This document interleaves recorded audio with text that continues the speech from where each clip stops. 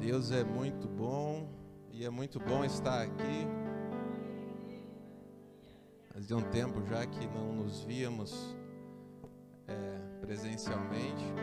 Aí eu recebi o carinho de alguns irmãos. Estava com saudade de você, irmão. Coisa boa, né? Mas a gente está aí com um projeto em Chapecó e tem sido um desafio muito bacana para nós. Como pessoa, muito obrigado, queridas. Pode estar sentando também. E a gente se alegra porque os desafios nos movem, né? Quando a gente não está sendo desafiado, é porque alguma coisa está errada, né? Eu vou te dizer por quê. Porque nesse mundo, quando a gente nasce, né, a gente tem o desafio de nascer, por mais que seja algo tecnicamente natural, né, aquilo é um desafio para a mãe que gera, né, o rompimento, aquilo ali é um desafio, né, com um contexto familiar. E aí as etapas do crescimento. E o nosso crescimento, ele nunca termina.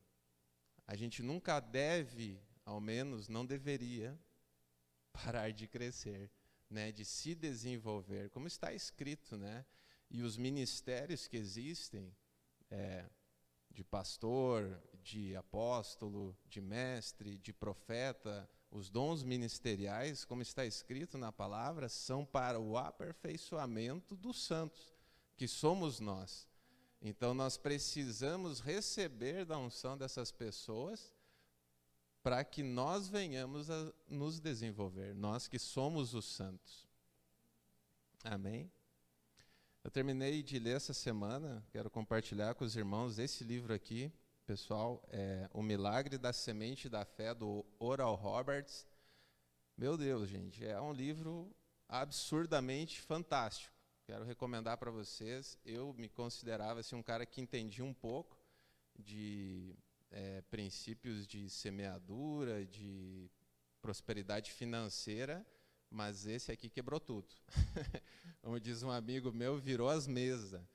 Gente, é fantástico o livro, né? E ele trata de uma forma resumida, vou comentar com vocês aqui, de 3 aspectos principais, né, que ele trabalha como o pacto da bênção, né? Que quando nós nascemos de novo, nós temos um pacto com o Senhor Jesus. Ele nos abençoou, né, com esse pacto da bênção, né, de sermos abençoados. E como nós somos abençoados, nós podemos desfrutar da bênção o tempo todo.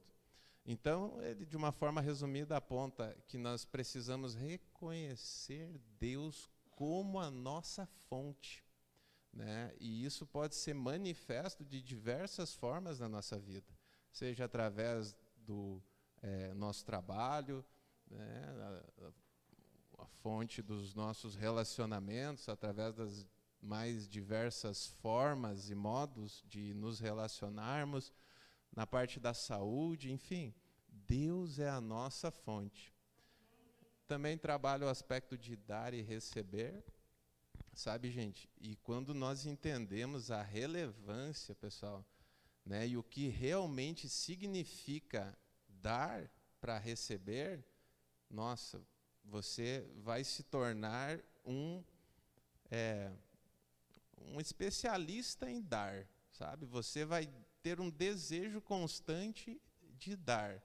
Eu vou te falar, você só, não estou dizendo que é o caso dos irmãos aqui, mas né, só para fazer essa expressão, você só não tem um desejo ardente em dar porque você ainda não entendeu o princípio de dar e receber. Sabe? Ah, mas eu vou dar, vai sair. Não, o que está saindo é uma semente do seu bolso. O que está saindo é uma semente.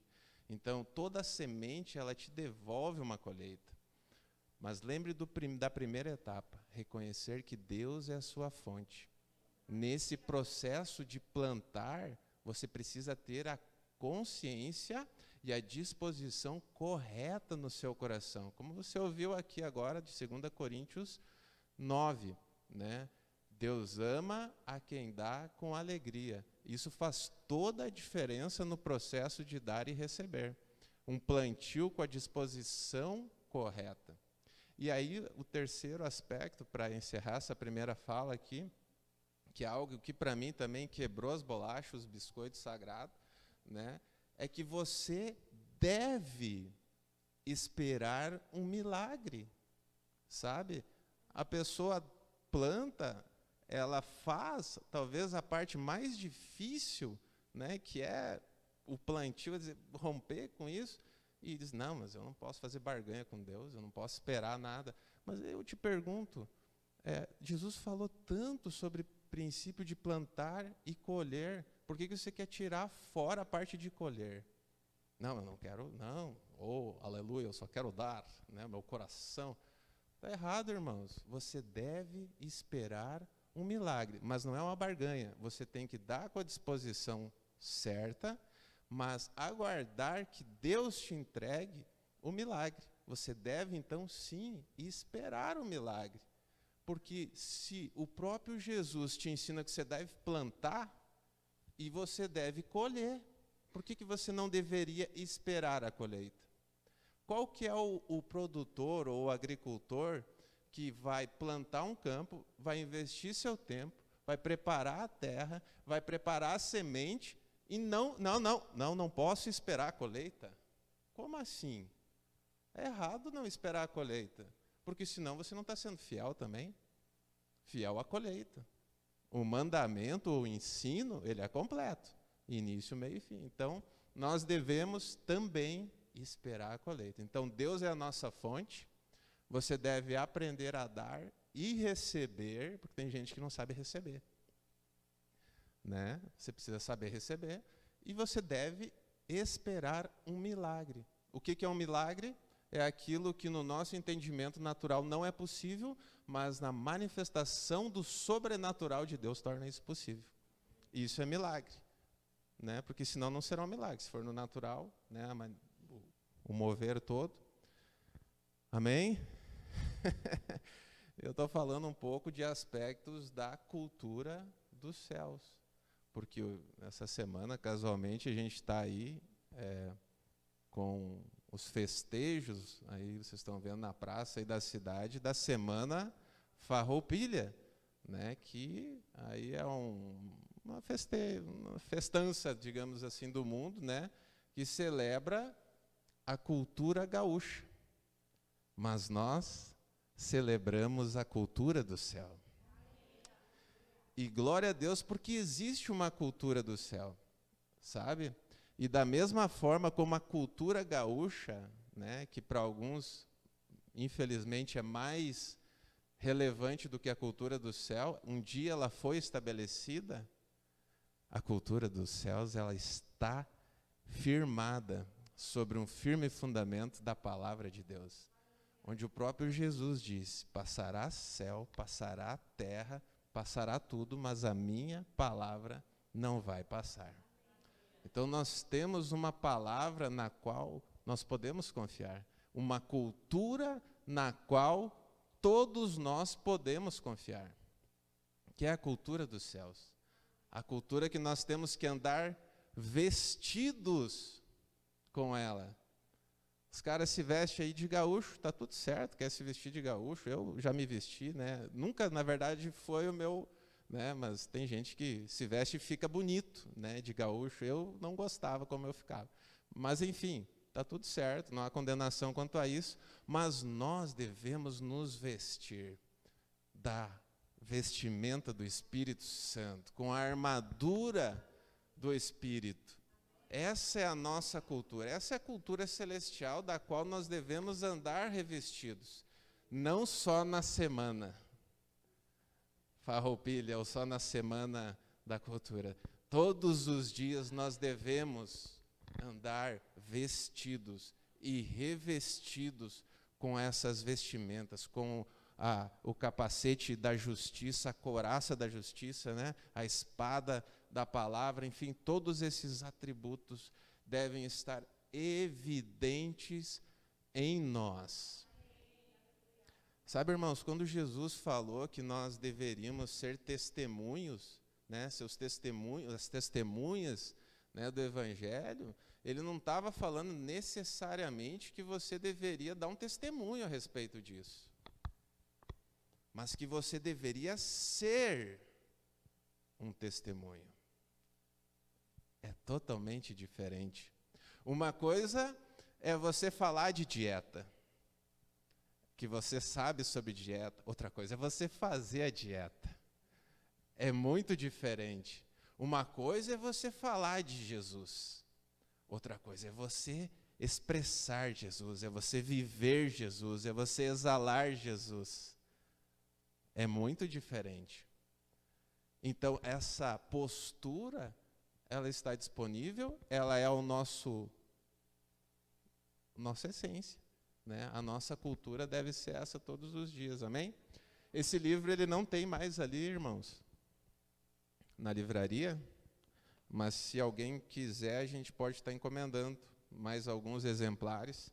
Recomendo mesmo, irmãos. É uma leitura fácil e vai te projetar aí em alguns níveis, não só na parte financeira, queridos. Não é só na parte financeira. Plantio e colheita se aplica em todas as áreas da tua vida. Todas as áreas. Casamento, relacionamentos, saúde, sabe? Você precisa dar matéria-prima para colher. E você precisa entender como você deve plantar em todas essas áreas. Aleluia. Deus é bom. Glória a Deus, irmãos. Vamos abrir, enquanto se abre aí no livro de Mateus, capítulo 25. O irmão citou aí a parábola dos talentos. A gente vai ler um pouco antes disso. Mateus, no capítulo 25.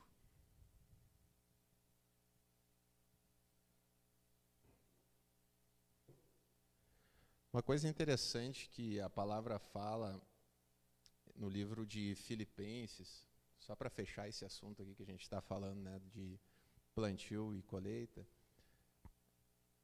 que Filipenses 4,19, que o nosso Deus, que o Senhor, suprirá todas as nossas necessidades segundo as suas riquezas em glória em Cristo Jesus.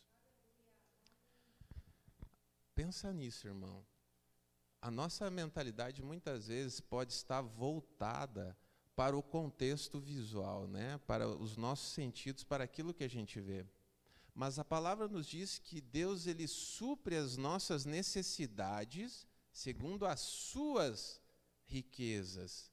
Né? Então, não é sobre as riquezas que você vê, né? Sobre os negócios que você faz, mas é as riquezas do Senhor. Ele diz, segundo as minhas riquezas, eu supro as suas. Quais? Todas. Eu supro todas. Então, o nosso Deus, ele tem esse caráter de supridor, de suprir as nossas necessidades.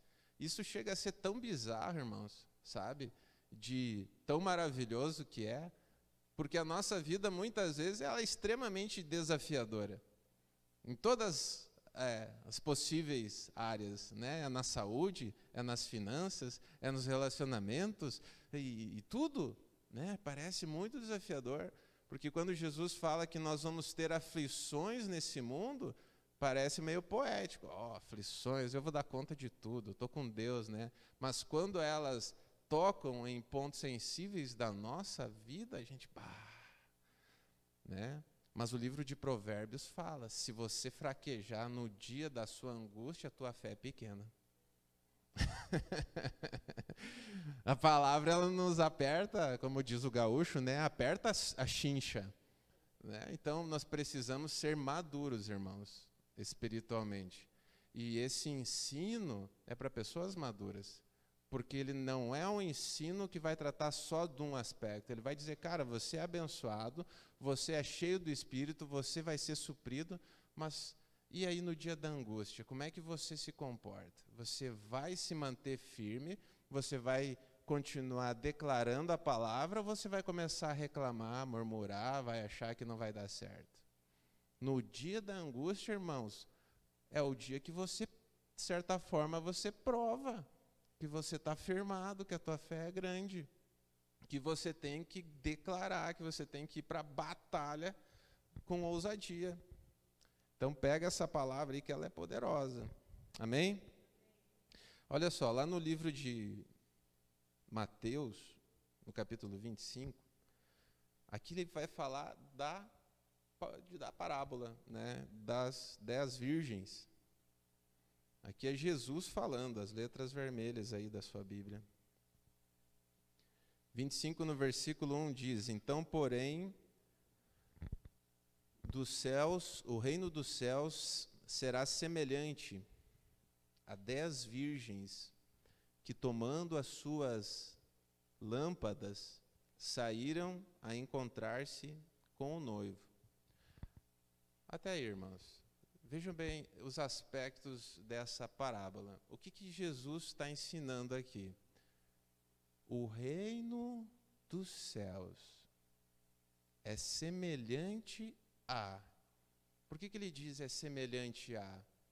Porque ele não tem como trazer o ensino de uma forma que a nossa mentalidade ainda possa compreender a grandeza, a magnitude, a perfeição que realmente é o reino dos céus. Então ele vai usando parábolas, ele vai usar mais algumas. Mas ele está falando, o reino dos céus é semelhante a 10 virgens. Então, elas estavam qualificadas dentro desse aspecto. 10 virgens, né? 5 delas, como você conhece, eu vou citar para vocês aqui resumidamente, né? 5 delas foram as prudentes, que levaram, todas estavam, na verdade, né, com o candeeiro, a lâmpada, no caso ali, o candeeiro aceso. Mas nem todas foram prudentes de levar a reserva. O que ele está ensinando com isso, irmãos? Preste atenção nisso. Que muitas vezes a gente acende, né, nós nos acendemos com a palavra, aceitamos a Cristo e iniciamos a nossa jornada com a lâmpada acesa.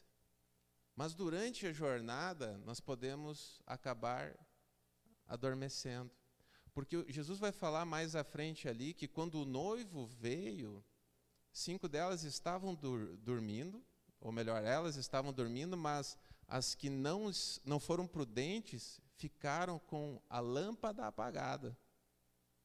Então, se nós não mantivermos a lâmpada, o fogo, a chama do Espírito acesa dentro de nós durante a nossa jornada, há uma grande possibilidade de, quando Jesus voltar, ele nos encontrar de uma forma imprudente.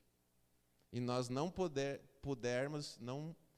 nós não vamos conseguir participar ou encontrar com o noivo, porque nós vamos estar apagados. E se você fizer um esforço, se você pensar, você vai lembrar de alguma pessoa que você disse, pô, essa pessoa aqui era um crente, cara, era um cristão, era um irmão, era uma irmã, e hoje está apagado. Entende? Não manteve a chama acesa. Não foi prudente. Aceitou a Cristo, estava qualificado, mas não manteve a chama acesa. A culpa é de quem? É do pastor? É do apóstolo? É do presbítero? É do mestre? É do profeta? De quem que é a culpa, a responsabilidade de manter a chama acesa, a sua chama acesa? É individual. Cada um é responsável por manter a sua chama acesa. Mas, naturalmente, como eu falei, isso aqui é um ensino, né, para crentes maduros que são vocês. Naturalmente, existem dons ministeriais que são para o aperfeiçoamento do corpo de Cristo. São para o nosso aperfeiçoamento. Então, durante essa jornada, existem pessoas que nos auxiliam, desde que nós estejamos dispostos. Diga comigo, dispostos. Precisamos estar dispostos a receber através da vida dessas pessoas, desses dons ministeriais que estão ali para nos servir. Seja através de uma oração, de uma profecia, do relacionamento, do que quer que seja que o dom manifeste na sua vida. Mas você precisa estar disposto, porque senão você se fecha e não recebe e apaga. E é muito complicado, irmãos, isso. E durante a jornada, muitas vezes, essas bênçãos também que nós vamos recebendo podem se tornar o alvo da nossa adoração. Né? Eu citei para vocês aqui o exemplo, a gente está aí com um projeto novo lá em Chapecó. Irmãos, eu meditei muito sobre isso, sabe? Essas coisas não podem roubar o meu tempo, o tempo que eu sempre dediquei ao Senhor. Essa nova etapa, ela tem que proporcionar que eu tenha mais tempo ao Senhor, porque esse é o propósito, essa é a minha essência, o meu espírito.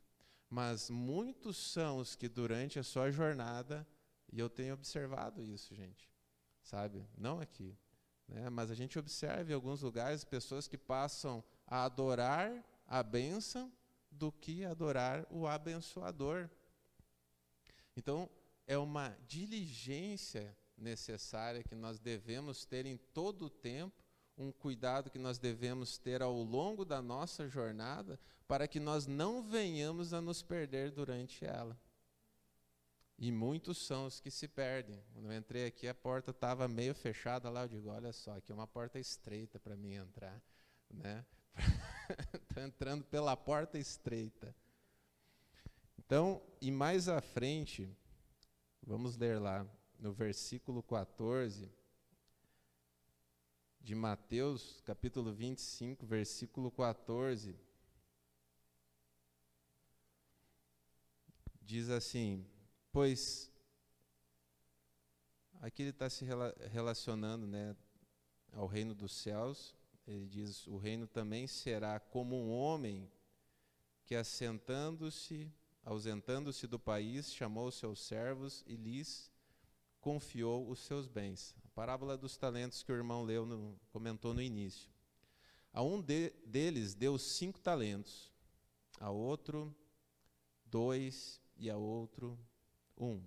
A cada um segundo a sua própria capacidade. E então partiu. O que recebera 5 talentos saiu imediatamente a negociar com eles e ganhou outros 5. Do mesmo modo, o que recebeu 2 ganhou outros 2. Mas o que recebeu 1, saindo, abriu uma cova e escondeu o dinheiro do seu senhor. Olha só, irmãos, que interessante, né? Aqui vocês já sabem esse princípio que está evidenciado aqui sobre a capacidade de cada um em receber porções maiores. Mas olha que aspecto interessante desse que recebeu os 5 talentos. A palavra relata, ou a parábola que está na palavra relata, que ele imediatamente saiu, né? Isso me chama a atenção, né? Você vê que uma pessoa que é prudente, que multiplica, que tem uma grande capacidade, quando ela sabe do seu potencial, ela não perde tempo. Ela imediatamente conecta. Ela imediatamente age. Cara, eu estou vendo uma oportunidade. É agora, sabe? No mercado, irmãos, vou te falar um negócio. Quanto mais rápido você tiver a capacidade de tomada de decisão acertada, mais rápido você prospera. Na vida espiritual, do mesmo jeito. O livro de Kenneth Hagin, Crescendo Espiritualmente, fala desse aspecto. Quanto mais rápido, quanto mais sensível e mais rápido você responder às direções do Espírito Santo, mais intimidade você desenvolve, mais capacidade você desenvolve de ouvir Ele, de entender as direções. É um processo de crescimento também. Um intermediário aqui, né, um mediano aqui, 2 talentos, né, ganhou os outros 2. E aí o pobre do coitado que ganhou 1 talento aqui é condenado durante toda a história da Bíblia aqui, esse aqui o servo infiel, né? Ninguém quer ser esse do 1 talento, todo mundo quer ser o dos 5 talentos, também ninguém quer ser o mediano dos 2 talentos, né? Mas esse do 1 talento aqui, esse está levando a cruz. Mas é Jesus falando, ele está usando um exemplo, irmãos, mas a parábola é muito interessante. Quando ela relata o seguinte, a respeito que todos eles têm talentos. beleza? O que ganhou 5, o que ganhou 2 e o que ganhou 1. Todos eles têm talentos. Então a Bíblia nos fala de uma forma muito clara que todos nós temos talentos. Todos nós, irmãos.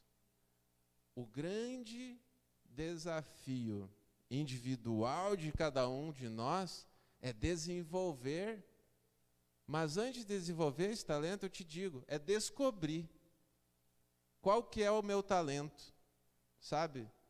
E eu vou te falar, irmão, se você ainda não descobriu qual que é o seu talento, você está perdendo tempo. Você precisa ir para um aconselhamento pastoral. É isso mesmo. Você precisa, né, foi dado o aviso aqui, se você quer aconselhamentos, né, a liderança está disponível aí, você precisa buscar, entender qual que é o seu talento. Né, e é muito fácil de você descobrir isso. Se você tirar um tempo para fazer isso, você vai descobrir rapidinho. Qual que é o meu talento? É aquilo que você é bom, aquilo que você tem facilidade. No mundo dos negócios, vão falar, isso é o teu alfa, sabe? É aquilo que você é bom, que você tem habilidade, que você tem destreza. No aspecto espiritual, você precisa entender isso, no que eu sou bom, no que eu tenho destreza, o que eu gosto de fazer, o que eu faço com facilidade, com leveza e com alta performance. Entendam isso, né? Dentro de um contexto aqui. Então, descobrir qual é o meu talento faz com que eu seja alguém relevante para o corpo de Cristo.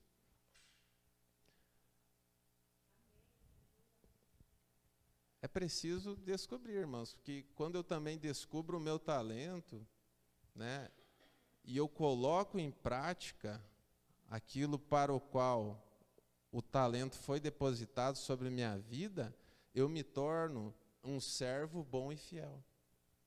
Porque se Deus colocou talentos, dispensou talentos para todos nós, e a palavra está falando que todos nós temos talentos, em diferentes proporções, mas todos temos, e aquele que não fez um bom uso do seu talento, o Senhor está chamando de servo negligente, sabe? E ainda, não vamos ler nem o final aqui dessa parte, mas ele fala, lance-se aí lá no canto lá, sabe? A própria palavra diz, esse aqui não é um bom servo. Então é muito séria essa palavra, irmãos, sabe? Quando você não identifica que você tem um talento, quando você ainda diminui a si mesmo, não, né? Eu sou humilde. Isso é falsa humildade. Ser humilde é você ter um alto potencial e não se ensoberbecer. Porque se você nem tem um alto desempenho, se você nem faz algo relevante, você vai se ensoberbecer com o quê para você poder ser humilde? Faz sentido isso, irmãos? Não faz sentido? Amém? Então nós precisamos compreender que essa palavra é uma palavra que nos desafia, irmãos, nos põe contra a parede, de certa forma, porque nós temos a necessidade de crescer, irmãos. Segundo o que Deus está falando aqui através da boca de Jesus Cristo, você tem uma responsabilidade de se desenvolver. E quando você se desenvolve, o corpo de Cristo se desenvolve. Quando você se desenvolve, você coloca o propósito sobre o qual a sua vida está em operação. E isso soma-se com o propósito que está depositado na vida do seu irmão, do seu outro irmão, e isso proporciona um grande crescimento para o corpo de Cristo. Então, a responsabilidade individual também é uma responsabilidade coletiva. Essa necessidade de crescimento não é para que as outras pessoas vejam, irmãos. Não sei se alguém está pensando nisso. Isso é errado. Não, a necessidade de crescimento e desenvolvimento é a vontade de Deus para as nossas vidas. Porque se ele está falando que o cara de 5 talentos, só o que ele recebe é 5 vezes maior do que o outro recebe. E ele diz, não, tu tem que multiplicar. E lá no final ele vai dizer que aquele que não multiplicou esse 1, ele ainda pega e dá para aquele que ficou com 10, porque multiplicou os 5. Então, se você até hoje pensou que você não deveria crescer, se desenvolver e multiplicar, chegou o dia de entender isso. Mas eu sei que você entende essas coisas. Eu só estou propondo que nós venhamos a ter clareza a respeito desses aspectos do desenvolvimento individual, a respeito dos dons, a respeito dos talentos que Deus depositou sobre a nossa vida, porque é uma grande responsabilidade que nós temos individualmente em somar um com o outro para o desenvolvimento coletivo do corpo de Cristo. É algo que Paulo trata lá quando ele relata no livro de Romanos a respeito do corpo. Todos nós temos uma função, e o ouvido não deve ter ciúme da boca e assim por diante, mas eles devem se somar para o bom funcionamento do corpo. Desse jeito, irmãos, sabe? E tudo isso funciona muito bem quando a gente trabalha esse talento com amor. O amor é o lubrificante. O amor é o azeite. O amor é o que faz com que a conexão entre os diversos talentos tenham conexão de uma forma fluida. Porque se não tiver amor, irmãos, se não tiver amor durante esse processo, se não tiver amor durante o desenvolvimento, vai ser algo duro, vai ser algo pesado, vai ser algo triste, vai ter um ar de ódio no ambiente, vai ter um ar de inveja, vai ter um ar de repulsa, de indignação, de condenação, de tudo que é ruim. Então, o desenvolvimento, muitas pessoas não gostam de ouvir sobre desempenho, sobre desenvolvimento, sobre tudo isso que está aqui relatado nessa parábola, porque sim, tem medo desse tipo de consequência, sabe? Desse tipo de sentimentos que é da carne. Tudo isso, né, que foi citado aqui. Quando você consegue equilibrar o aperfeiçoamento do talento vinculado ao amor, nossa, aí sim, aí a luz brilha. Aí a gente brilha mais e mais, né? Como está escrito, como a luz da aurora, a gente vai brilhar mais e mais. Então, primeiramente, reconhecer meu talento. Eu preciso entender, gente, você precisa entender qual que é o meu talento. E esse talento precisa ser multiplicado. Diga comigo, multiplicado. Nós precisamos multiplicar o talento. Você já tinha pensado sobre isso? Que existe uma responsabilidade dentro de mim, no caso de cada um de nós, em multiplicar o nosso próprio talento. Como que eu faço isso? Me aperfeiçoando. Se o meu talento é ministrar a palavra, eu preciso me aperfeiçoar na ministração. Se o meu talento é tocar teclado, eu preciso me aperfeiçoar em tocar teclado. Se o meu talento é limpar a igreja, eu preciso me aperfeiçoar em limpar a igreja. Estou dando exemplos aleatórios. Entende? E tudo seja feito com amor. Você já percebeu que quando é feito com amor, a gente percebe? Tudo que é feito com amor, a gente percebe. É diferente, irmãos. Quando a ministração é feita com amor, é diferente, ela toca. Quando a limpeza é feita com amor, é diferente. Quando a comida é feita com amor, ela é diferente. Quando algo é feito com amor, é diferente. Tem outro visual, tem outro cheiro, tem outro aspecto, irmãos. E não é algo muitas vezes que a gente traduz em palavras. Bota a caixinha do lado, viradinho, de um jeito, de outro. Não, é algo que você percebe. É algo que nós percebemos. Isso foi feito com amor. As cadeiras estão arrumadas com amor. A igreja está ajeitada com amor. Porque é algo que você não descreve com palavras. Você até tenta. E existem alguns adjetivos, né? Assim como Deus. Deus não tem amor, Deus é amor. Então essa característica de Deus em nós produz o avanço do reino. Aleluia.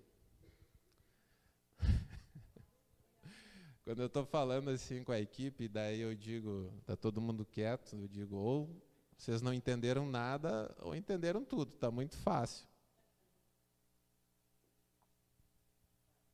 Amém, irmãos? Deus é bom. Eu anotei aqui uma frase do Bud, e eu já estou encerrando, que ele disse assim: receber um milagre é maravilhoso, mas ser um milagre é melhor ainda. É fantástico, né, irmãos? Receber um milagre é bom, é muito bom. Não é muito legal precisar de um milagre, né? Preciso de um milagre na minha vida financeira. Eu preciso de um milagre no meu casamento. Eu preciso de um milagre na minha saúde. É desafiador, né? Essa ministração de hoje ela está diferente, né? Vocês estão percebendo? Porque nós estamos aqui entre pessoas maduras na fé. Todo mundo aqui que eu estou vendo, né? Tem o pessoal que está nos assistindo de casa aí também. São maduros na fé. E precisar de um milagre é desafiador, mas a gente pode crer nisso, na manifestação do milagre. Mas quando você é um milagre, irmãos, na vida de alguém, uau, isso é tão gostoso. E eu vejo que é uma relação sobre dar e receber. Da mesma forma que a gente, né, aprende sobre o princípio de dar e receber com a disposição correta, né, de dar com alegria, de dar com amor, como está escrito, a mesma forma, ser o milagre da forma correta faz uma grande diferença. E é tão bom quando a gente responde a uma direção do Espírito para ser o milagre na vida de alguém. Você já deve ter ouvido algum testemunho nesse sentido.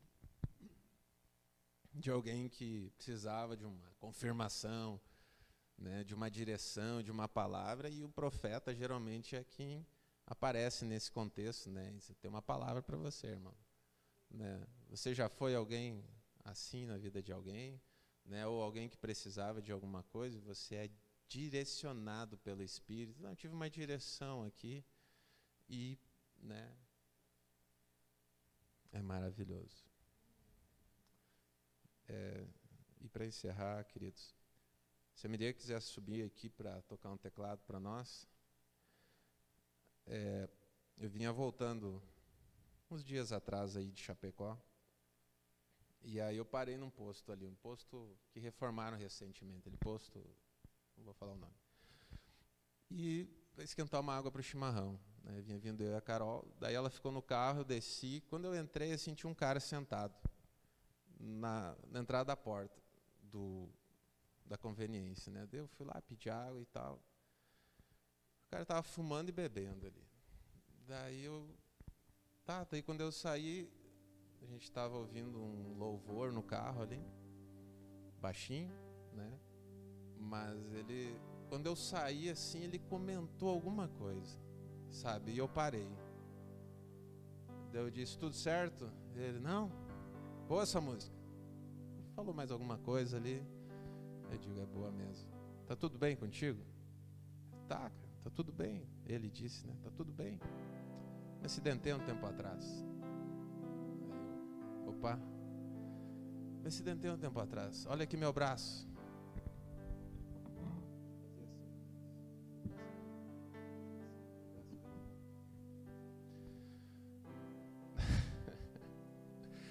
E a gente vinha ouvindo né, veio ouvindo uma ministração de lá, até aquele momento ali, eu tava uma unção muito forte, assim, né, de cura. Eu digo, meu Deus, esse cara aí. O cara bebendo, fumando. Eu disse, tu sabe que Jesus pode te curar? Sabe quando a pessoa muda o olhar, assim, né? Parece que passa a bebedeira. Ele me olhou assim, eu sei. Eu digo, eu posso orar por você agora? Ele disse, pode. E eu, sem rodeio nenhum, irmãos, eu só cheguei perto dele, botei a mão assim. Quando eu encostei a mão, aquele ombro pulou, irmãos. Assim, deu um salto, assim, começou a pular. E eu digo, Espírito Santo, dá um ombro novo agora para ele. Eu olhei o braço dele, ele tinha uma cicatriz.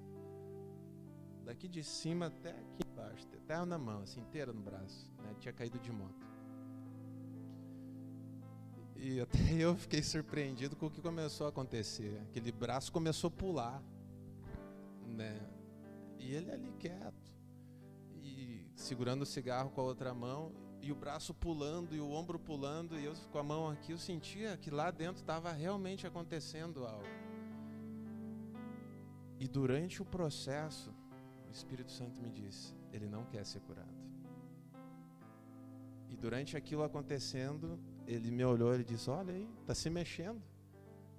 Como se fosse uma coisa trivial. E ele pegou a lata de cerveja com a outra mão e começou a beber. Eu digo, mas nem quando vai para receber a cura tu pode parar um pouquinho, né? Eu pensei, digo, amém, né? Mas o que eu quero dizer com isso, irmãos, sabe? Naquele momento, talvez foi um ponto sensível na vida dele. Talvez ele nem lembre disso. Mas talvez aquilo tenha impactado ele de alguma forma. Para mim, foi responder à direção do Espírito Santo. E muitas vezes eu percebo que as pessoas, elas deixam de seguir a direção do Espírito com receio do que a outra pessoa vai pensar a respeito dela, né? O pastor até compartilhou aqui uma outra oportunidade, a gente estava junto, eu estava conversando com uma pessoa, a gente estava junto, e daí eu vi a direção, me ofereça para ela, né? Tipo, ofereça a Jesus a salvação, compartilhe. A pessoa, eu via que ela queria, mas ela disse que não, sabe? Não sei qual foi a trava naquele momento da vida dela, que ela disse, sei lá, não quis aceitar Jesus. Então, vejam bem, geralmente a pessoa, quando ela vai dar o testemunho aqui, ela vai contar da cura milagrosa que aconteceu, e tenho dessas também para contar. E das pessoas que aceitaram Jesus quando eu compartilhei Jesus. Mas a direção hoje é para contar essas também. As que a gente segue a direção, mas que muitas vezes a pessoa não quer. Ela não quer. Simples assim. E eu não vou dizer que está tudo certo. Não está tudo certo. É uma escolha, irmãos. Assim como um dia você escolheu aceitar Jesus, você tinha a escolha de não aceitar. Mas glória a Deus que você aceitou. Glória a Deus que nós aceitamos Jesus. Mas nós aceitamos. O que nós não podemos negar, e esse é o ponto principal, é de responder à direção do Espírito Santo que Ele nos dá. Se Ele me dá uma direção para compartilhar uma palavra, eu preciso seguir ela e não fazer a minha vontade. Eu vou falar, não, isso aqui é engraçado, eu vou falar essa parte. Nós precisamos seguir a direção. Então, se a cura não aconteceu naquele momento por completo, não se manifestou por uma escolha do indivíduo, eu fiz a minha parte. Eu posso dizer que naquele momento, pelo menos, eu fui o servo bom e fiel. É assim que Jesus olha. Se você é fiel no pouco, sobre o muito Ele te coloca. Para Deus, irmão, sempre vai ser pouco. Como assim? Você sempre pode galgar mais. Sabe, talvez hoje pouco para você seja R$5. Mas daqui a um tempo o teu pouco pode ser R$1.000. E hoje R$1.000 pode ser muito para você. Mas daqui a um tempo vai ser pouco. E daqui a um tempo R$10.000 vai ser o teu pouco. E daqui a um tempo, sabe, irmãos? Talvez da onde você olha hoje, eu estou usando um exemplo numérico que é fácil da gente escalar isso. Mas isso pode ser em várias áreas da nossa vida. Hoje curar uma dor de cabeça para você pode ser o teu pouco. Mas seja fiel em pôr as mãos sobre uma dor de cabeça. Hoje o teu pouco pode ser declarar algo, abrir sua boca e declarar algo sobre a vida de alguém, sobre sua família, abrir sua boca. Mas amanhã talvez seja você abrir sua boca para uma multidão. Você fazer convite hoje para uma pessoa que vai te dizer não. Mas aquela semente é plantada. Um dia eu disse não, mas aquilo ficou ardendo no meu coração. Talvez vai ser o sim de amanhã. Entende, irmãos? A direção do Espírito, ela é além. Para concluir, o aspecto da eternidade de Deus, nós precisamos sempre levar em conta. Como está escrito no livro de Apocalipse, Ele é o início e Ele é o fim. Ele é o alfa e Ele é o ômega. O aspecto do tempo cronológico é coisa disso aqui, dessa fase. Deus é Kairos, Ele está em todo o aspecto do tempo. Então, se Ele dá uma direção, Ele tem a visão completa do quebra-cabeça. Nós não. Por isso a necessidade da sensibilidade às direções. Porque quando nós somos sensíveis, nós estamos dizendo, eu não confio mais no meu sentimento. Eu confio na tua direção. Ela está acima do que eu enxergo. Ela está acima do que eu compreendo com a minha mentalidade. E isso faz total diferença na multiplicação dos nossos dons. Essa fidelidade que nós temos nas pequenas coisas ativam a multiplicação das coisas na nossa vida. Amém, queridos? Vamos orar um pouquinho então para encerrar. Fique de pé. O Senhor é bom. O Senhor é bom. O Senhor é bom. Obrigado, Pai. Obrigado pela Tua palavra. Obrigado, Espírito Santo, pela Tua presença em nossas vidas. Obrigado, Espírito Santo. Nós te amamos, nós te adoramos. Você que nos assiste em casa, nós declaramos sobre a sua vida dor. Saia desse corpo agora, em nome de Jesus. Seja restaurado pelo toque do Espírito Santo. Seja curado, seja curada. Obrigado, Espírito Santo, porque podemos desfrutar das tuas riquezas, das suas riquezas em nossas vidas. Obrigado porque a tua cultura é a nossa cultura. Continua capacitando a cada um de nós com os teus dons. Continua nos capacitando a multiplicar os talentos que você já depositou, Senhor, sobre as nossas vidas. Eu declaro sobre a vida dos meus irmãos, seja você que está aqui presente, seja você que nos assiste,